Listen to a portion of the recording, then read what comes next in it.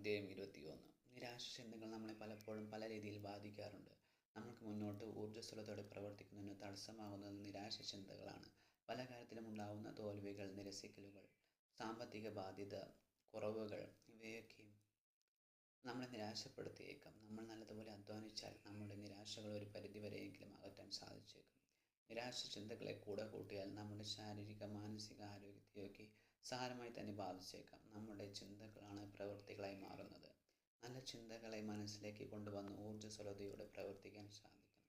നിരാശ ചിന്തകൾ അമിതമാകാതെ ശ്രദ്ധിക്കേണ്ടതുണ്ട്. നിരാശ ചിന്തകൾ നമ്മുടെ ദൈനംദിന പ്രവൃത്തികളെയൊക്കെ സാരമായി ബാധിക്കുന്നുണ്ടെങ്കിൽ അതെല്ലാം വേണ്ടപ്പെട്ട മാനസിക ആരോഗ്യ വിദഗ്ധരുടെ സഹായത്താൽ പരിഹരിക്കേണ്ടതുണ്ട്.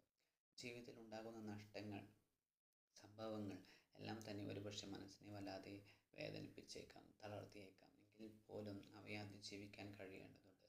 നിരാശ ചിന്തകളെ അകറ്റാൻ അലസത ഉപേക്ഷിക്കേണ്ടതുണ്ട്. നിരാശ ചിന്തകളെ നിയന്ത്രിച്ചു നിർത്തേണ്ടത് വളരെയേറെ പ്രധാനപ്പെട്ടതാണ്. നിരാശ ചിന്തകളെ അതിജീവിച്ചാൽ മാത്രമാണ് നമുക്ക് പുരോഗതി നേടാൻ സാധിക്കുകയുള്ളൂ. നിരാശ ചിന്തകളെ കൈവെടിഞ്ഞുകൊണ്ട് നല്ലതുപോലെ അധ്വാനിക്കാൻ, വിജയം നേടുന്നതിലൂടെ നിരാശകളെ ഒഴിവാക്കാൻ നമ്മൾ